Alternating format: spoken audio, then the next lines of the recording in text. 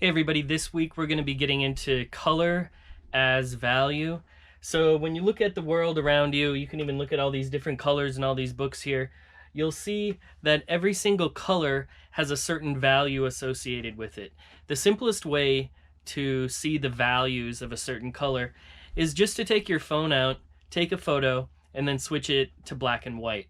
And all those dark grays and those darks are going to relate to dark reds and really dark reds.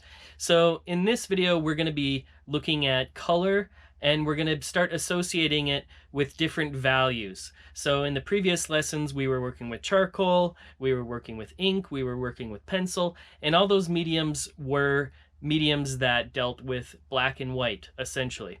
And now we're going to add color into the mix. And so we can start looking at yellows and all the different gradations of yellows that exist and all the different gradations of reds that exist. And I'll give a little bit of intro to some different techniques to get started with watercolor as well.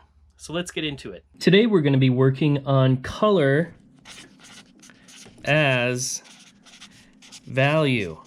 So previously we talked about value, and that simply means the lightness or darkness of a color. Right? So we did the value scales going from dark to light.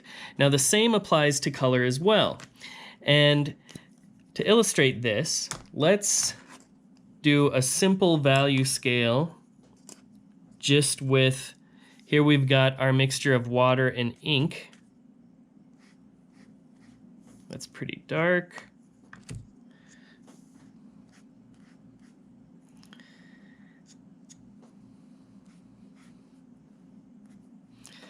All right, so that's a very basic, quick value scale I've done just by varying the amounts of water that I've mixed with ink in that combination there. Now, everybody can get their small watercolor set. This is a koi watercolor set that I got here. And basically, this thing, it looks really small, but these go a really long ways. So it's handy to have a spray bottle, although you don't need that, to get everything wet right in the beginning. This sponge here is for cleaning your brush. If you're wondering what that sponge is for, you can take this out on the road and clean your brush. But what I'm going to teach you right now is just some really basics of how to make a value scale with a color. So everybody's heard of the color wheel, or maybe not. And the color wheel is simply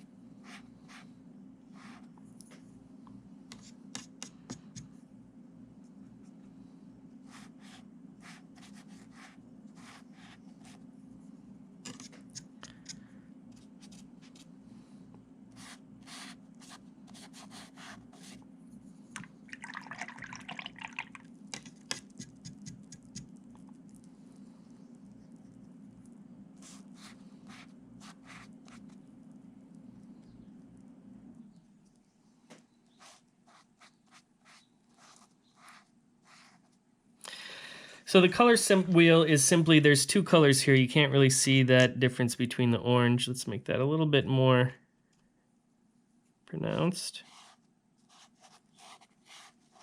There. So the color wheel is the three primary colors: yellow, red, and blue. And of course, yellow and blue make green, red and blue make violet, red and yellow make orange. Now, another trick with this color wheel is all these color wheels have things that they're opposite on the color wheel, right? So if we look at, that's not going to work. Let's try. If you look at orange and blue, they're opposite each other on the color wheel. Red and green are opposite each other on the color wheel. And yellow and violet are opposite each other on the color wheel. So now, with all of these different colors, if we add that color's complement to it, we will get a shadow color or a deeper color with that color. I'll show you how it works. So let's try red, for instance. There we've got our red. Now I'm going to mix up a little pile of red right here on my palette. Clean this stuff off first.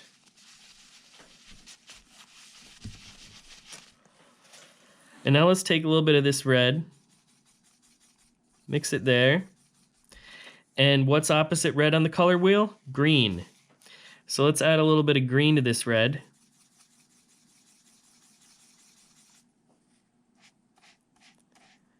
And we get a deeper color of that red. You can add a little bit more green to it. Don't want to get it too green.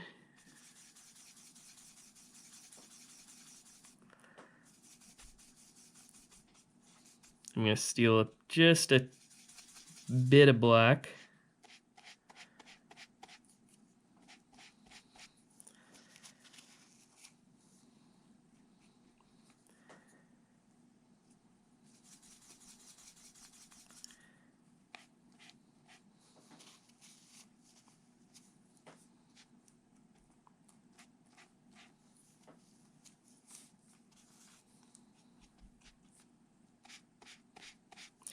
And so we can make a simple color value scale with one color like red by mixing whatever color is opposite it on the value scale, just like that.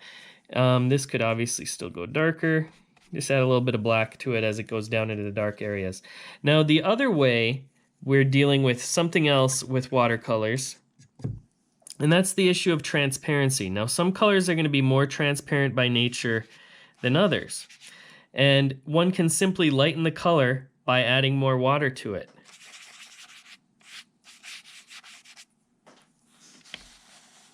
Right? See, I just added more water to this color down here, and it's lighter than this color that has more pigment in it.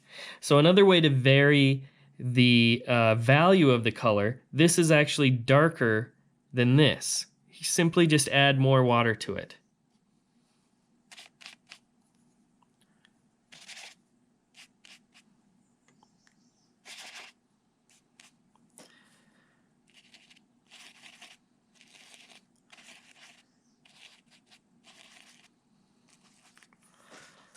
Okay, so that's some simple ways to just make some different value scales. Here you can see it with red, just adding a little bit more red to that color. And as we get into color, it's important to just know those are two different ways that we can vary the value scale for an object. Now we're going to be drawing bananas, or we're going to be drawing bananas, and then we're going to be doing watercolors on top of those sketches of our bananas. And we can see, we think, oh, a banana's yellow, right? That makes sense. Look at this color. How do you figure you get that color? Well, what's opposite yellow on the color wheel? Violet. So you add a little bit of violet to yellow. Let's clean up this area again.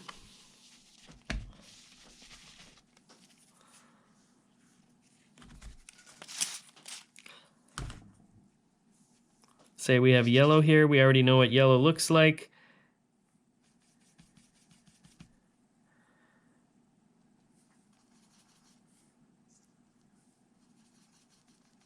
There's our violet that we've got mixed up.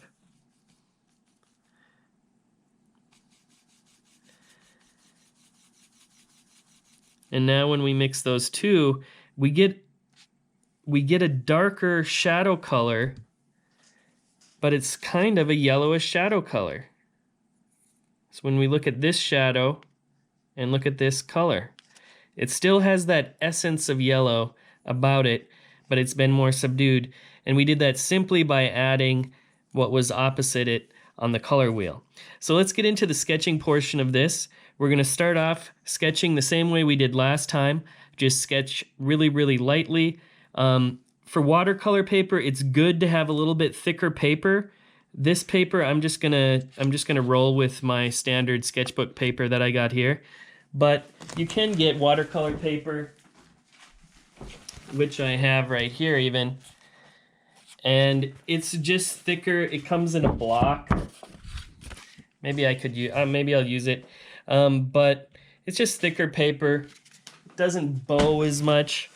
But for this lesson, I think I don't really mind if I just use a normal sketchbook paper, because it doesn't crumple up that too much. You might want to put a page underneath your sketchbook page though. So let's get into the drawing portion, and we're just gonna sketch it, and then we're gonna do the initial coloring, and then we're gonna start doing shadowing, and it starts becoming a little bit of a dance between adding more color and adding more shadow. During the sketching phase, I just want to work really lightly and get the basic contours. I know I'm going to be erasing a lot of this later on, so I stay very light. So just like pen and ink, charcoal, pencil, all these things, we're dealing with hard edges and soft edges. And let's look at some ways we can make some hard and soft edges with watercolors. I'm just using my flat brush here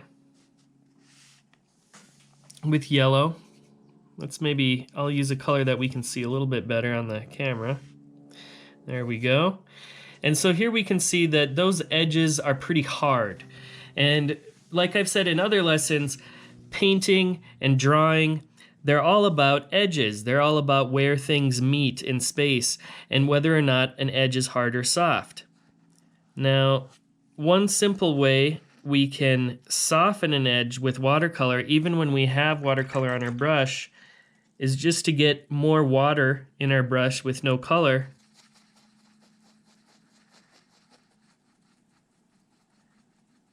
And then blend into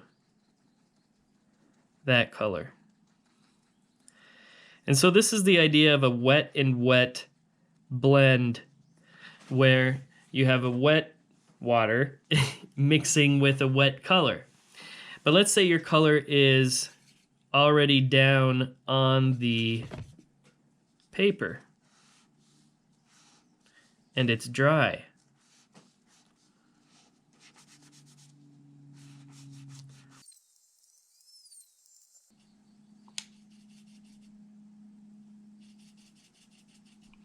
So let's say we've got this, this here has dried now, and we want to blend a color into a dried color. Like let's say we have this dark color, but we don't want this hard edge between these two colors. Let's say we want to have a soft edge. Get a little bit of water on your brush, and we're just going to drag those edges together.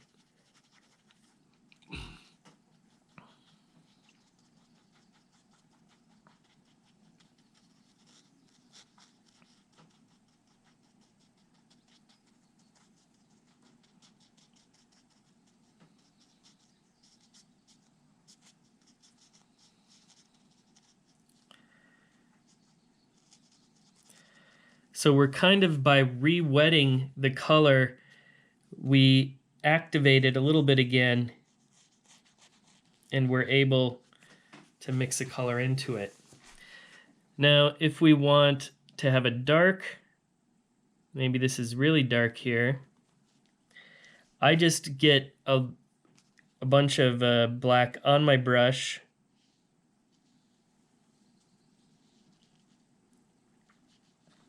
go into that color, then clean your brush, come back with the clean brush, and drag that color in.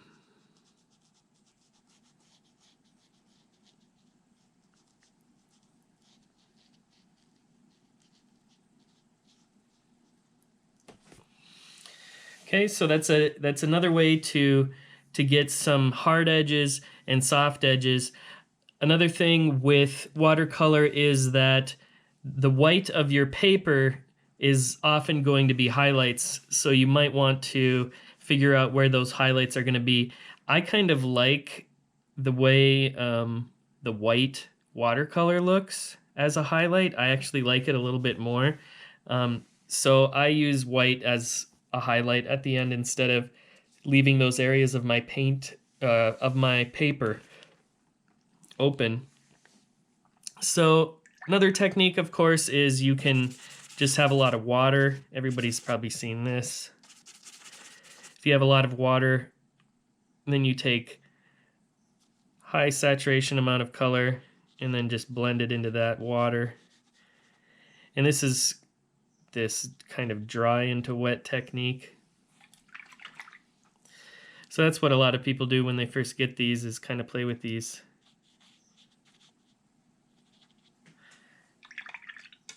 Wet in wet techniques. They're fun.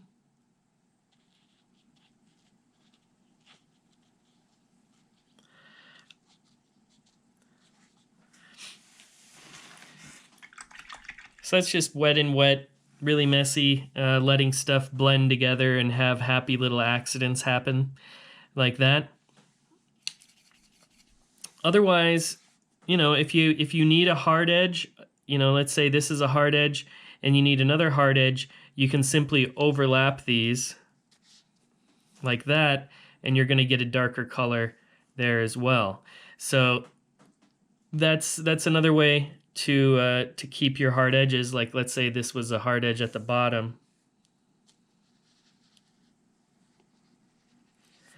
You could get that line by simply dragging another layer of color over that as well. So watercolors are pretty easy to start with, but they can get pretty cool and pretty complicated just with a simple set like this. This was about $30 actually for this set, which seems really small when you get it, but these colors do last quite a long time, and it is good to have a little bit higher saturation color. A lot of times if you get the dollar store watercolor sets, the colors just are not that vibrant, and that just makes it more difficult when you're working on your paper. So investing in a $30 set like that is going to go a long ways. So now let's get into the banana. Let's do the banana.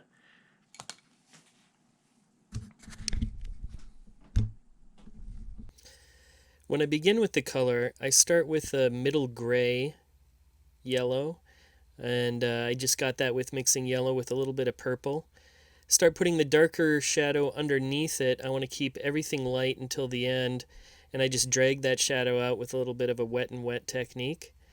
Put the yellow on top of everything, then go back in and shade some areas darker, some areas lighter, and then the rest is up to some of the smaller brushes to get in those fine lines and those fine dark lines on the top and bottom. And I use my liner to create a lot of those.